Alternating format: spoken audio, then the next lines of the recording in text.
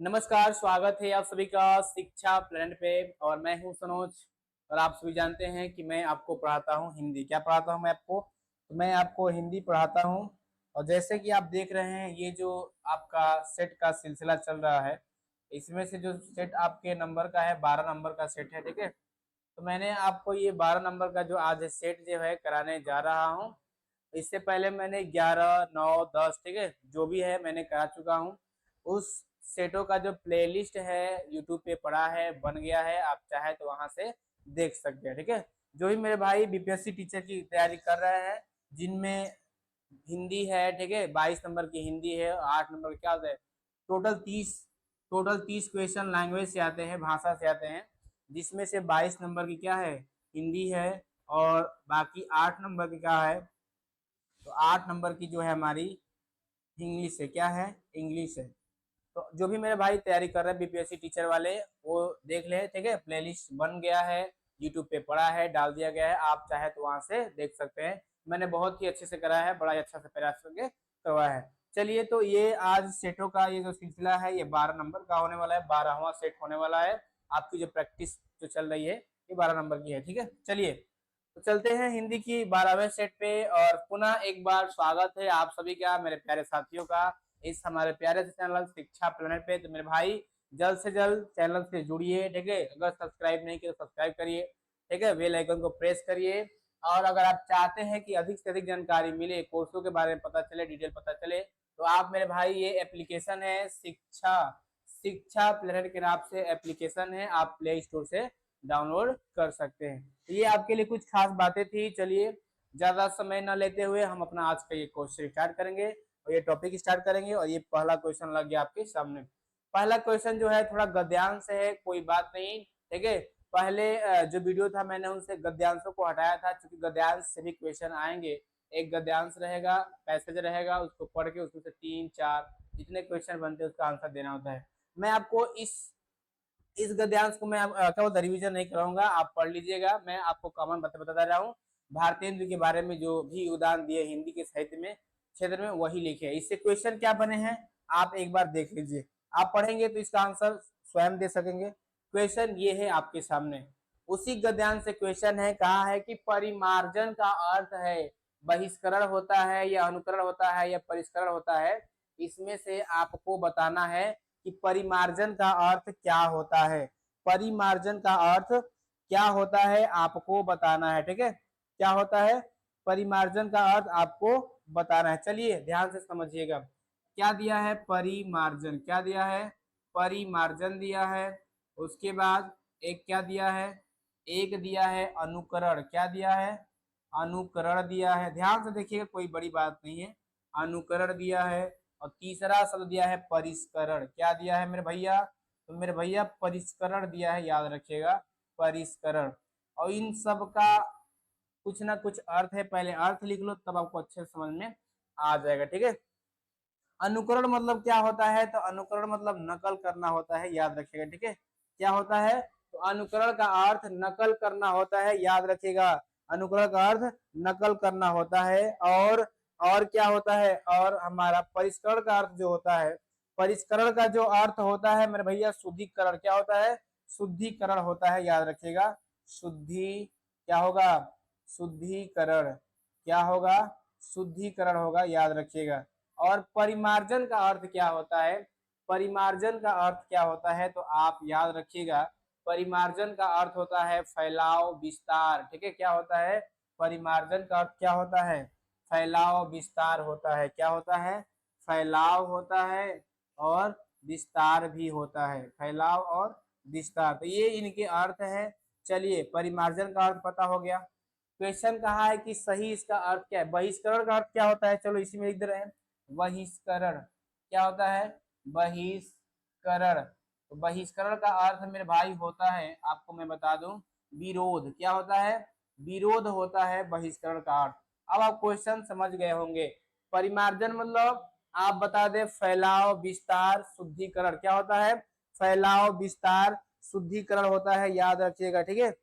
साफ सुथरा क्या होता है, फैलाव, विस्तार, शुद्धिकरण। इसका मतलब भी होता है, क्या होता है, इसका मतलब क्या होता है, फैलाव होता है, याद रखिएगा, ठीक है।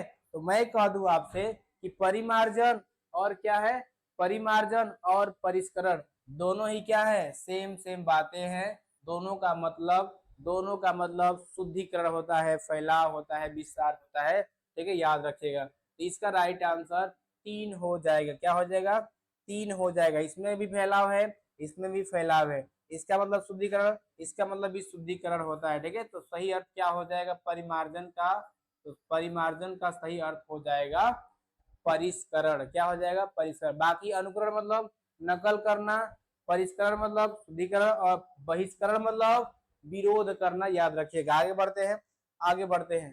थोड़ा सा डिफिकल्ट था, कठिन था, कोई बात नहीं, कोई बात नहीं, एक बार ध्यान से देखेंगे तो हल हो जाएगा। आयाम, आयाम का मतलब क्या होता है, आयाम का मतलब क्या होता है मैं आपको बता दूं। तो आयाम, पहले तो सीमा, सीमित मतलब क्या होता है, सीमा मतलब लिमिट। क्या होता है दोस्त, सीमा मतलब लिमिट होता है। ठीक है, क्या होता है, लिमिट होता है, सीमा रेखा होता है, लिमिट।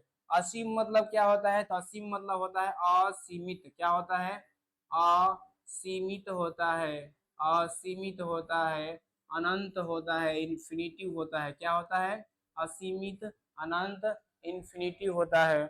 और विस्तार मतलब क्या होता है, तो विस्तार मतलब भी फैलाव होता है। क्या होता है, फैलाव होता है। ठीक है, क्या होता है, विस्तार मतलब फैलाव होता है। और आयाम का अर्थ क्या होता है, तो मेरे भाई आयाम का अर्थ भी, आयाम का अर्थ भी फैलाव ही होता है। क्या होता है, फैलाव ही होता है।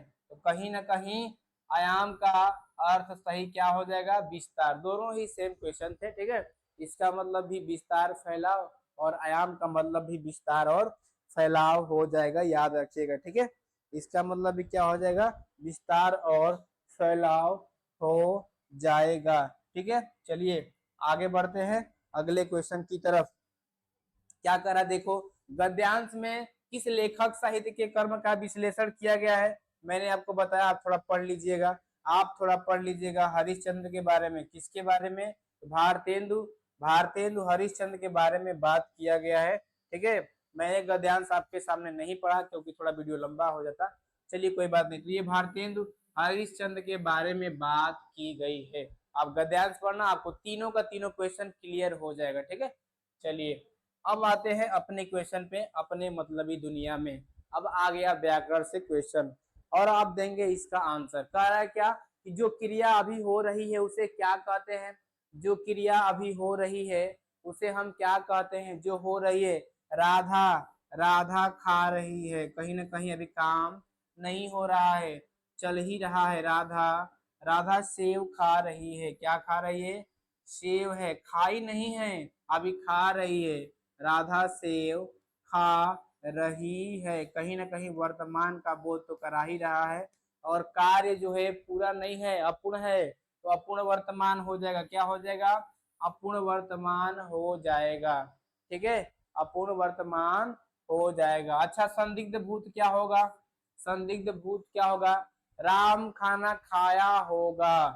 क्या है यहाँ पे, संदिग्ध है, भूत तो है ही है, लेकिन संदेह है खाया होगा कि नहीं खाया होगा। अच्छा, संदिग्ध वर्तमान का होगा, सीता, सीता खाना खाती, सीता खाना खाती होगी। ठीक है, क्या होगा, सीता, सीता खाना, क्या है, संदिग्ध संदेह है। ठीक है, खाई, सीता ने खाना खाई,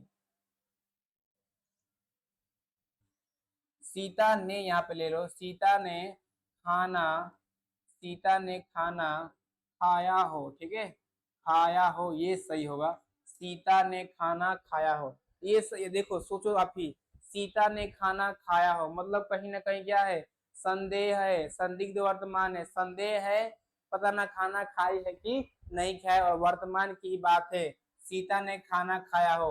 आप घर जा रहे हैं, ठीक है, और बोले कि शायद सीता खाना खाया हो, तो कहीं ना कहीं संदेह है, क्लियर नहीं है, तो क्या हो जाएगा, संदिग्ध वर्तमान हो जाएगा। चलिए आगे बढ़ते हैं अगले क्वेश्चन की तरफ। देखो तो क्या कह रहा है, कोई आ रहा है, कोई आ रहा है, कौन सा सर्वनाम है, कौन सा सर्वनाम है, कोई आ रहा है, कौन आ रहा है, तो कोई आ रहा है। निश्चित नहीं है कि मामा आ रहे हैं, फूफा आ रहे हैं कि बुआ आ रही है, कोई आ रहा है। और जहां पे निश्चित नहीं होता है, कोई आ रहा है, और जहां पे निश्चित नहीं होता है वहां पे अनिश्चयवाचक सर्वनाम होता है। क्या होता है?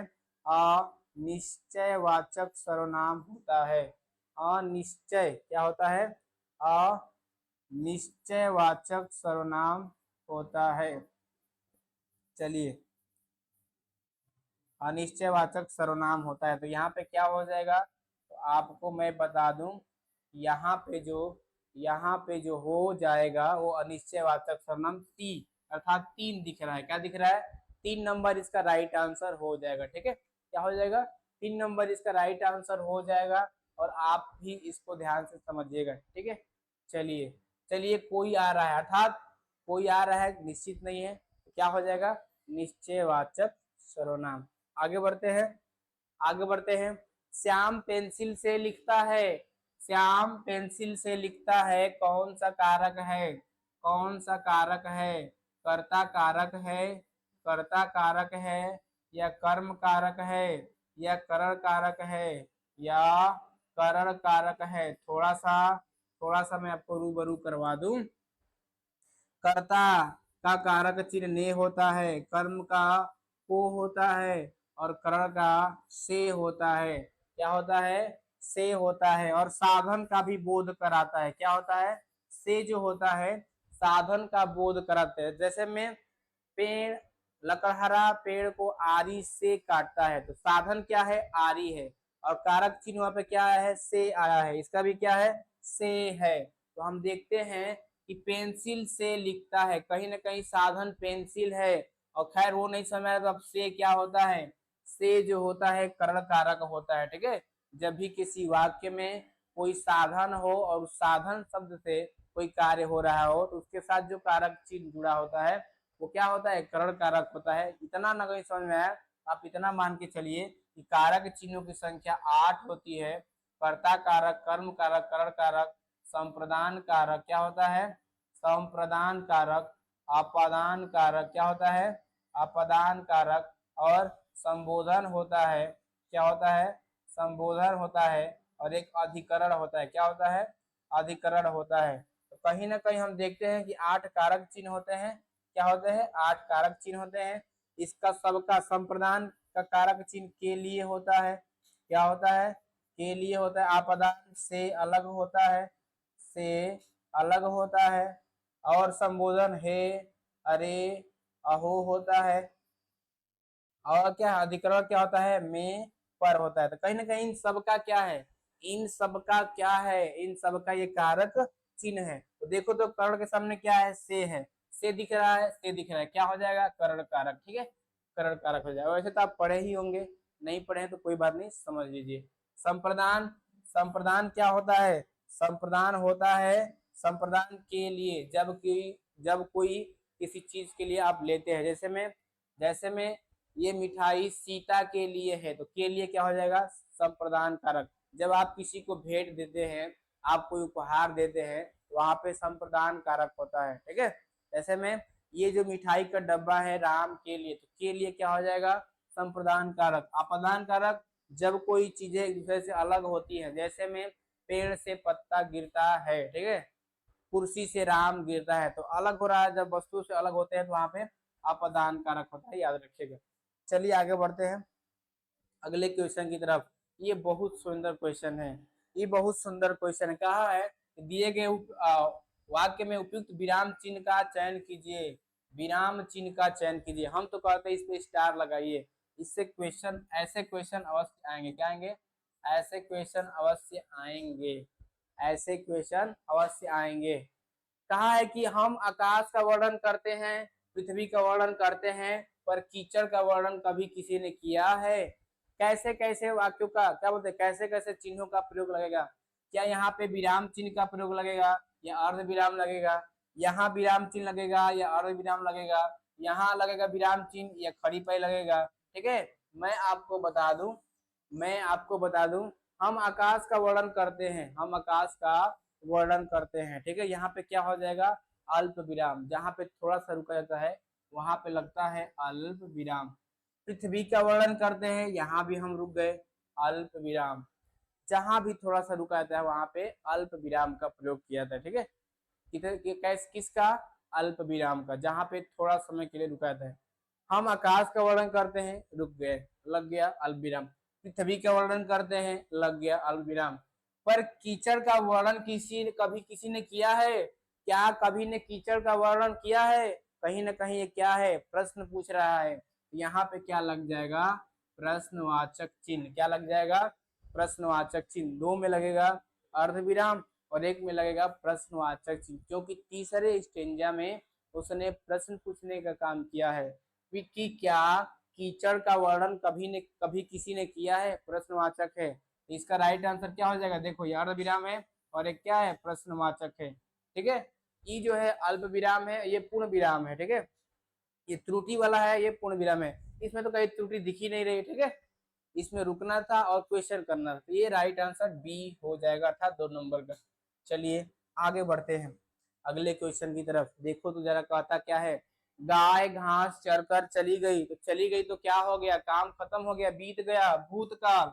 कौन सा काल? भूतकाल।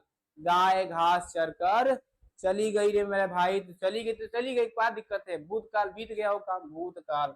ठीक है, प्राचीन काल। प्राचीन काल मतलब आदिकाल। ठीक है, जो पहले की बातें हैं उसे प्राचीन काल कहा जाता है। आगे रखिए, भविष्य की जो आने वाली बातें होंगी, आने वाले 10 वर्षों में, 5 वर्षों में इंडिया जो है डेवलप कर जाएगा, ऐसा कहना है सरकारों का। तो भविष्य की बातें हैं, आगे देखेंगे हम लोग। चलिए देखते हैं आगे। आगे कहा है, संधि से क्वेश्चन आ गया कि निरीह का संधि विच्छेद इनमें से कौन सा होगा? निरीह। क्या लिखा है रे माए भाई? तो मेरे भाई लिखा है निरीह। कैसे होता है? कैसे होता है इसका विच्छेद? इसका कैसे होगा विच्छेद? आप बताना। नीह प्लस ईह क्या होगा? नीह प्लस ईह। यहाँ से विसर्ग निकल जाएगा, यहाँ से बड़ी ई निकल जाएगी, और जैसे ही विसर्ग के साथ बड़ी ई जुड़ता है तो मेरे भाई र बनाता है। क्या बनाता है? र बनाता है। और यहाँ पे क्या लगा है? यहाँ पे र वर्ड लगा है, तो नीह प्लस ईह हो जाएगा। राइट आंसर कहीं दिख रहा है क्या? B number. कितने नंबर? बी नंबर इसका सही आंसर हो जाता है। याद रखिएगा, बी नंबर। ठीक है, इतने हलवे क्वेश्चन भी नहीं आएंगे, ये हलवा नहीं है। ठीक है, जो आप पढ़े हो विद्यालय, देवेंद्र, सुरेंद्र, धर्मेंद्र, जितेंद्र, उपेंद्र, गजेंद्र, ये सब नहीं आएगा। ऐसे ही ऐसे शब्द आएंगे जो आप कभी सुने ही ना हो। ठीक है, वही चीजों को जानने का प्रयास करिए। जो जानते हैं आप उसको एक बार रिविजन कर लीजिए, और जो नहीं जानते उसको जानने का प्रयास कीजिए। ठीक है, चलिए तो ऐसे शब्द आएंगे, याद रखिएगा। चलिए आगे बढ़ते हैं अगले क्वेश्चन की तरफ। देखो ये भी अच्छा क्वेश्चन है, शुद्ध वाला एकदम। ऐसा हो ना सके कि आपके बीपीएससी के एग्जाम में जो 22 नंबर की हिंदी है उसमें शुद्धिकरण अर्थात वर्तनी से क्वेश्चन ना दे, देगा ही देगा। शुद्ध शब्द कौन सा है? ज्ञात कीजिए। दर्शनाभिलाषी।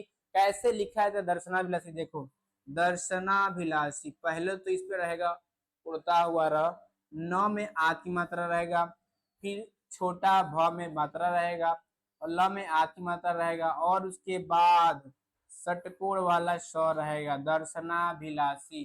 कहीं दिख रहा है क्या? कहीं दिख रहा है क्या? अवश्य दिख रहा है। बी इसका राइट आंसर हो जाएगा। कहीं भी आशीर्वाद क्वेश्चन आया था एक वीडियो में, कई बार मिस्टेक होता है, भर भर के पूछा है। आशीर्वाद मेरे भाई, आशीर्वाद जो है, देखो र यहाँ है लेकिन लगेगा कहाँ पे? यहाँ पे। आशीर्वाद ऐसे लिखा जाता है। ठीक है, दर्शनाभिलाषी। उज्जवल भी कई बार पूछा है, उज्जवल मेरे भाई डबल ज भी होता है लेकिन व पे होता है, उज्जवल ऐसे लिखा जाता है। ठीक है, उज्जवल। ये 3-4 बातें हैं, दर्शनाभिलाषी, आशीर्वाद, उज्जवल।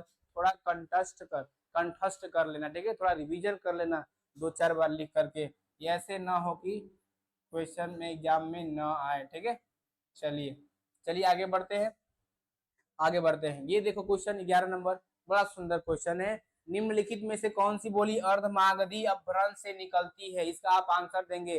अर्धमागधी अपभ्रंश से कौन सी बोली निकलती है? तो निकलती है कौन सी? बघेली और छत्तीसगढ़ी। कौन निकलती है? बघेली, अवधी और छत्तीसगढ़ी। देखो, बघेली, अवधी और छत्तीसगढ़ी। क्या निकलती है? छत्तीसगढ़ी। ये जो तीनों की तीनों बोलियां हैं ये कहाँ से निकलती है? अर्धमागधी से। कहाँ से निकलती है? अर्ध अर्धमागधी से निकलती है, याद रखिएगा, अर्धमागधी। अर्धमागधी से तीनों की तीनों बोलियां निकलती हैं। कौन कौन निकलती हैं? तो एक तो बघेली निकलेगी। क्या निकलेगी? बघेली निकलेगी। एक कौन सी निकलेगी? अवधी भी निकलेगी। कौन सी निकलेगी? अवधी निकलेगी। और एक कौन सी है? छत्तीसगढ़ी। कौन सी है? छत्तीसगढ़ी भी निकलेगी। ये किससे निकलेगी? तो ये निकलेगी अर्ध मागधी से, याद रखिएगा, ठीक है। चलिए चलिए, शौर सेनी, एक शौर सेनी होती है, तो उसको भी बता दें। शौर सेनी से कौन कौन सी बोलियां निकलती हैं, ये जान लीजिए आप लोग। शौर सेनी से जो दो बोलियां निकलती है, तीन बोलियां, कौन सी है? कौरवी है, और कौन सी? बुंदेली है। कौन सी है? कौरवी है, कौरवी है और बुंदेली है। तो इनको थोड़ा एक बार आप लोग देख लीजिएगा, ठीक है। बुंदेली है, देख लीजिएगा। कौरवी और कौन सी है? बुंदेली है। अच्छा, भोजपुरी किससे निकलती है? ये मागधी से निकली है। किससे निकली है? मागधी से निकली है, याद रखिएगा। ये है बोलियां, ठीक है। और उससे क्या है? पूरे हिंदी भाषा को, भाषा की 5 उपभाषाएं हैं। और 5 कितनी है? तो आप बताएं। 5 उपभाषाएं हैं। क्या है? उपभाषाएं हैं। और ये 5 उपभाषाएं जो है 17, किसमें? 17 बोलियों में विभाजित है। आपसे कोई पूछे तो बताना हिंदी की क्या है? 17 बोलियां हैं। कितनी बोलियां हैं? 17 बोलियां हैं। 17 बोलियां हैं, याद रखिएगा। चलिए आगे चलते हैं। ये 5 उपभाषाएं हैं और 17 क्या है? बोलियां हैं। आगे बढ़ते हैं। ये देखो, कहा है कि जहां उपमेय और उपमान वाक्यों के अर्थ में भिन्नता होते हुए भी, मतलब जहां उपमेय और उपमान में वाक्यों में क्या है? भिन्नता है, और होते हुए भी समानता की कल्पना की जाती है, वहां कौन सा अलंकार होता है? ये बात आपको समझ में नहीं आई होगी, अब मेरे हिसाब से समझिए। जब कोई असंभव वस्तु है और उससे किसी की तुलना कीजिए, हम जानते हैं कि वो असंभव है, वैसा कभी हो ही नहीं सकता, फिर भी हम उसकी उपमा दे रहे हैं, उससे तुलना कर रहे हैं, वैसा दिखा रहे हैं, तो वहां पे जो होता है, वहां पे जो होता है निदर्शना अलंकार होता है। कौन सा? निदर्शना अलंकार होता है, याद रखिएगा। जहां पे उपमान और क्या है? उपमेय में एकदम भिन्नता हो, लेकिन फिर भी उसमें समानता की कल्पना कर ली जाए, वहां पे क्या होता है? निदर्शना अलंकार होता है। समझ रहे हैं? मेरी बातों में समझिए। जहां पे कोई असंभव है, संभव ही नहीं है पूरा दुनिया में, फिर भी उससे तुलना कर जाए, उसमें उपमा कर लीजिएगा ऐसा था, वहां पे निदर्शना अलंकार होता है। एक एग्जाम्पल बता रहे हैं, ध्यान से समझिएगा। एक एग्जाम्पल बता रहे हैं। कहाँ कहाँ सूर्यवंशी, कहाँ क्या है दी? कहाँ सूर्य के समान वंश, कहाँ सूर्य के समान समान वंश वंश, कहाँ मेरी तुच्छ तुच्छ तुच्छ क्या है? बुद्धि, तुच्छ बुद्धि। अब इसे समझिए, इसे आप समझिए। आप नाम सुने होंगे, जो कौन थे? विश्वामित्र के आप नाम सुने होंगे, जो शायद क्या बोलते हैं, राम लक्ष्मण भरत शत्रुघ्न क्या थे? गुरु थे। मतलब जो राम के जो गुरु थे, उन्होंने क्या कहा कि कहाँ सूर्य के समान वंश। आप ही बताइए, क्या कभी सूर्य के समान वंश हो सकता है? सूर्य इतना तेज, जितना उसमें प्रकाश है, उस वैसा राम जी में था? कभी कतई नहीं होगा। अगर राम जी इतना प्रकाश लेके चलेंगे तो कहीं ना कहीं कई लोगों को जला देंगे। तो कहीं ना कहीं असंभव चीजों की तुलना संभव बना रहे, ठीक है। और उपमा दिया जा रहा है, तुलना किया जा रहा है, ठीक है। और मेरी तुच्छ बुद्धि, क्या उनकी एकदम तुच्छ बुद्धि थी जो उनके गुरु थे? नहीं। तो कहीं ना कहीं यहाँ पे जो है निदर्शना अलंकार हो जाएगा। और वही कह रहे हैं, जहाँ उपमेय में उपमान के एकदम संभव नहीं है, ठीक है, एकदम क्या है? भिन्नता है, फिर भी समानता की कल्पना कर ली जाए कि जो सूर्य के समान क्या है? वंश है। ये राम का जो वंश है, ठीक है, दशरथ का क्या है? दशरथ का जो ये वंश है, ये सूर्यवंशी वंश है, सूर्य के वंश समान वंश है, ये गलत भावना है, ठीक है। तो वहां पे निदर्शन अलंकार होता है, याद रखिएगा। चलिए आगे बढ़ते हैं अगले क्वेश्चन की तरफ। ये क्वेश्चन देखिए, बड़ा सुंदर है। जिन ढूंढा तीन पाइया गहरे पानी पैठ, लोकोक्ति का अर्थ क्या है? जिन ढूंढा 3 पाया गहरे पानी पर, जिन्होंने ढूंढा मेहनत किया गहरे पानी में, गोताखोरों ने क्या बोलते गोता लगाया मेहनत किया, उसने अवश्य मोती ढूंढी, अर्थात जिसने कड़ी मेहनत की वो सफल अवश्य हुआ, ठीक है, उसे फल अवश्य मिला। इसका अर्थ क्या हो जाएगा कि जिसने परिश्रम का फल क्या है, परिश्रम का फल अवश्य मिलता है, इसका राइट आंसर हो जाएगा, ठीक है, ये हो जाएगा कि परिश्रम का फल अवश्य मिलता है। गोताखोर जो होते हैं पानी में जाते हैं, बहुत गहराई तक जाते हैं और अधिक तक गहराई जाते हैं तो उनको मोती प्राप्त होता है। इसका मतलब जिन ढूंढा 3 पाइयां गहरे पानी पर, जिसने ढूंढा, ठीक है, उसने पाया है गहरे पानी में जाकर के बैठ करके मोती। सेम वैसे ही अर्थात परिश्रम का फल अवश्य मिलता है, इस मुहावरे का सटीक सटीक अर्थ हो जाएगा, याद रखिएगा। चलिए आगे बढ़ते हैं, आगे बढ़ते हैं। देखो आगे अगला क्वेश्चन क्या कह रहा है कि निम्नलिखित में से संबंध सूचक अव्यय का उदाहरण कौन सा है। संबंध सूचक क्या होता है, थोड़ा मैं आपको रूबरू करवा दूं। राम के बिना राम के राम के बिना सीता अधूरी है, ठीक है, राम के बिना सीता सीता अधूरी है। अब मैं आपसे एक क्वेश्चन करूंगा, अगर हम यहाँ से के बिना मिटा दें, अगर यहाँ से मैं के बिना मिटा दूं तो क्या कोई रिलेशन बनेगा, राम सीता अधूरी है, कोई रिलेशन नहीं बनेगा। इसका मतलब यहाँ पे जो के बिना शब्द था, के बिना शब्द था, कहीं ना कहीं राम शब्द से और सीता शब्द से संबंध स्थापित कर रहा था, ठीक है, जोड़ स्थापित कर रहा था। जो किसी वाक्य में दूसरे उसी वाक्य के संज्ञा शब्द से अगर संबंध स्थापित करे, शब्दों में जोड़ स्थापित करे, उसे हम संबंध सूचक अव्यय या संबंध बोधक शब्द कहते हैं। जैसे में जब क्या होता है के बिना, क्या होता है के बिना, ठीक है, के लिए, तक क्या होता है भर, भर तक, ये सबके शब्द क्या होते हैं, कहीं ना कहीं दो शब्दों में संबंध स्थापित करने का काम करते हैं। जहां भी दिखे तो क्या होते हैं, संबंध सूचक होते हैं। धन के बिना किसी का काम नहीं चलता, देखो आ गया, धन के बिना किसी का काम नहीं चलता, उसने परिश्रम किया इसलिए वह सफल हुआ, इसमें नहीं मैं घर जा रहा हूँ ताकि वहां आराम कर सकूं, ठीक है, के बिना आया है, यही हमारा क्या हो जाएगा, राइट आंसर हो जाएगा, ठीक है, के बिना आया है यही हमारा राइट आंसर हो जाएगा। धन के बिना काम नहीं चलता, यहाँ पे के बिना क्या है, संबंध संबंध सूचक अव्यय है, संबंध बोधक अव्यय है, याद रखिएगा। चलिए चलिए आगे बढ़ते हैं, ये समझ लिया आप। आगे बढ़ते हैं, निम्नलिखित में से कौन सा वाक्य शुद्ध है। ऐसा हो ना कि आपके एग्जाम में शुद्ध वर्तनी शुद्ध सेंटेंस से ना आए, इसलिए इसको आप जेहन में बैठा लीजिएगा, गांठ बांध लीजिएगा, ठीक है, कहीं कोपचे में नोट कर लीजिएगा।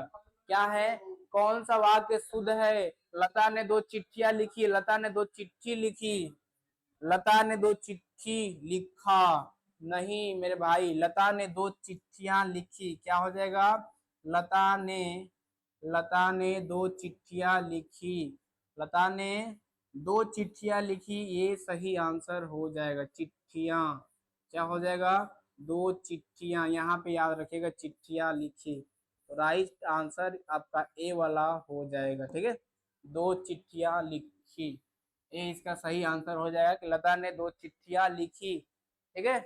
आगे बढ़ते हैं अगले क्वेश्चन की तरफ, और ये रहा अगला क्वेश्चन, क्या कह रहा है, देखो जरा ये क्या कह रहा है। निम्न में से सर्वनाम की उपयुक्त परिभाषा कौन सी है। ये तो बच्चा बच्चा जानता है, बच्चा बच्चा जानता है कि सर्वनाम किसे कहते हैं, तो सर्वनाम उसे ही कहते हैं जो संज्ञा के स्थान पे प्रयोग किया जाता है, ठीक है, संज्ञा के स्थान पे प्रयोग किया जाता है। जैसे में अगर मैं आपसे कहूं कि आप गाय पे निबंध लिखिए, तो ये आप बच्चों वाली बात करेंगे, गाय घास खाती है, गाय के 4 पैर होते हैं, ठीक है, गाय दूध देती है, गाय का एक पूंछ होता है, गाय के 2 सींग होते हैं, ऐसे आप लिखेंगे, बार बार गाय गाय गाय गाय तो क्या आप बच्चों की तरह नहीं ट्रीट करेंगे, हो जाएगा। गाय को हटा के कुछ ऐसा लिख दो कि गाय का मतलब भी वही रहे और अर्थ में अंतर ना भी पड़े, तो आप वैसे लिखेंगे, गाय गाय के 4 पैर होते हैं, वह घास चरती है, ठीक है, उसके उसके 4 पैर होते हैं, उसकी एक पूंछ होती है, तो उसका, उसकी, वह, तुम, ये सब क्या है? सर्वनाम ही तो है। किसके स्थान पे प्रयोग किया जा रहा है? संज्ञा के स्थान पे प्रयोग किया जा रहा है। और जिस शब्द का प्रयोग संज्ञा का स्थान पे किया जाता है उसे हम क्या कहते हैं? उसे हम कहते हैं सर्वनाम।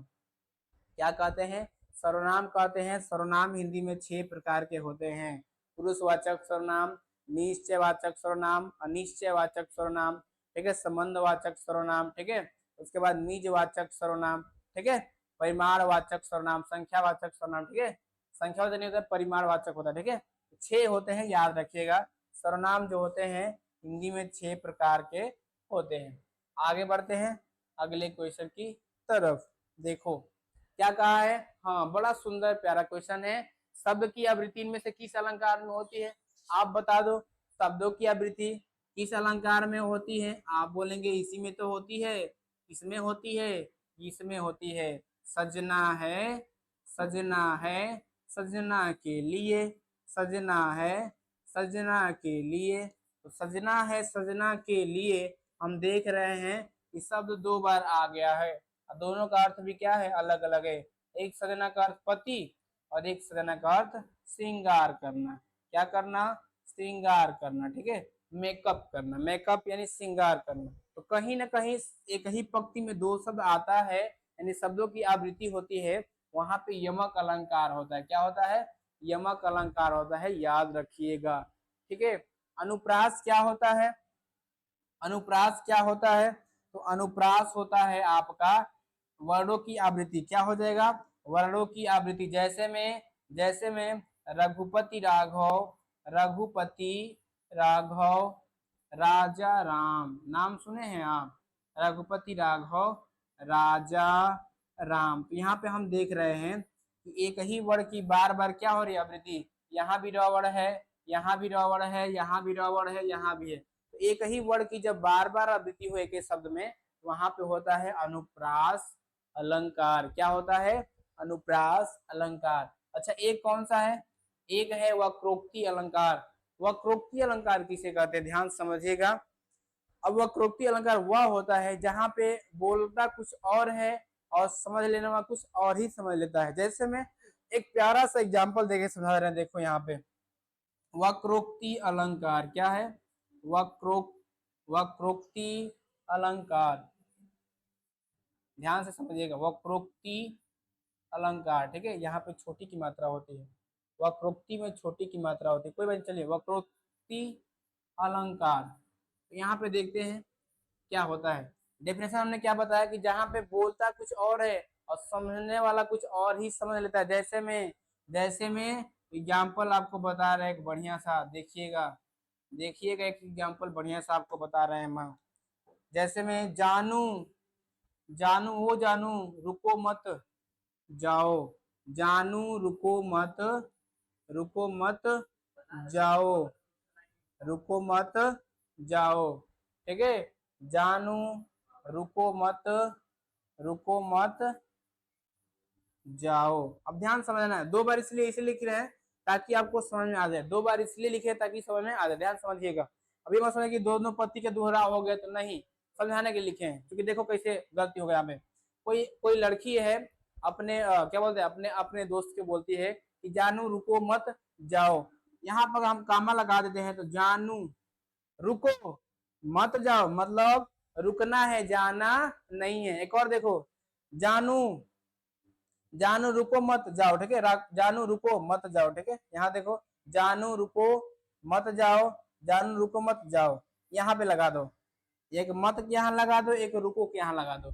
इसका अर्थ क्या होगा कि जानू रुको मत जाओ मतलब तुम्हें रुकना है, जाना नहीं है। तुम्हें मेरे पास रुकना है, जाना नहीं है। यहाँ देखो, जानू रुको मत जाओ मतलब तुम्हें रुकना नहीं है, जाना है। तो कहीं ना कहीं इसे हम क्या कहते हैं? वक्रोक्ति अलंकार। जहाँ पे बोला कुछ और जाता है, सुनने वाला समझने वाला कुछ और समझ लेता है, तो वहां पे क्या होता है? वक्रोक्ति अलंकार होता है। आप समझ गए होंगे। आगे बढ़ते हैं, आगे बढ़ते हैं। देखो, निम्नलिखित वाक्यों में से सरल वाक्य ज्ञात कीजिए। सरल वाक्य ढूंढना है।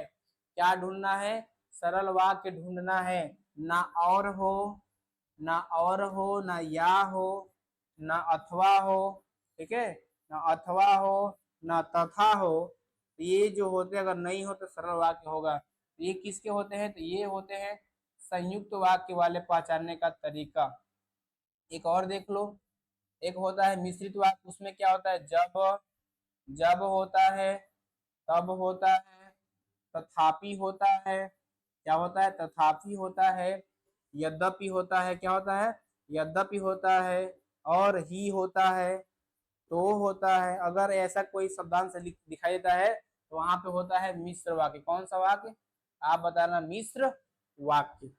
सरल में क्या होता है, सरल में बस एक ही होता है, बस क्या होता है वह, एक कर्ता और एक क्रिया, एक कर्म। क्या होता है, कर्ता और क्रिया। अगर ऐसा दिखाई दे तो कौन सा हो जाएगा, सरल वाक्य। चलो ढूंढते हैं। सुमिता पानी पीकर चली गई। सुमिता, जब सुमिता ने पानी पिया तब वह चली गई। जब और तब किस में आते हैं, आप बताएंगे, ये तो मिश्रित है। कैसा है, ये तो मिश्रित है। अगला देखो, सुमिता ने पानी पिया और चली गई, और किस में आता है, ये तो संयुक्त है। आप बोलेंगे ये तो संयुक्त हमारा निकल गया, इसका मतलब बचा सुमिता ने पानी पीकर चली गई। यही हमारा क्या हो जाएगा, सरल वाक्य हो जाएगा, एक कर्ता और एक क्रिया। ठीक है, याद रखिएगा। चलिए आगे बढ़ते हैं अगले क्वेश्चन की तरफ। ये आपका पहला था, ये आपका पहला था सरल वाक्य, ये आपका दूसरा संयुक्त वाक्य, और ये आपका तीसरा मिश्र वाक्य। चलिए आगे बढ़ते हैं अगले क्वेश्चन की तरफ। निम्नलिखित वाक्यों में से मिश्र वाक्य ज्ञात कीजिए। अब आ गया ना मिश्र वाक्य, तथापि मिले, यद्यपि मिले, ही मिले, तो मिले, जब और तब मिले, तो क्या है, मिश्र वाक्य। चलो, रूबी घर गई फिर भी काम में नहीं लगी, सरल वाक्य। क्या है, सरल, सरल वाक्य है। ये तो सरल वाक्य है। क्या है, सरल वाक्य। और रूबी घर गई और आ गया, संयुक्त वाक्य है। कौन सा है, संयुक्त वाक्य है रे मेरे भाई। अगला है, यद्यपि रूबी घर गई होती तथापि काम में नहीं आती। यही तो हमें ढूंढना था, यही तो है हमारा, यही तो है हमारा राइट आंसर। मिश्र वाक्य कैसा है, यही तो हमारा राइट आंसर मिश्र वाक्य है। इसी को आप टिक करिए ना, गोला बनाइए ना, बना तो दिए, एक इसका राइट आंसर हो जाएगा मिश्र वाक्य का। चलिए चलिए दोस्त, आगे बढ़ते हैं, और बढ़ गए आगे, और आप देखने लगे हमें। अगला क्वेश्चन लग गया, 20वां नंबर का क्वेश्चन।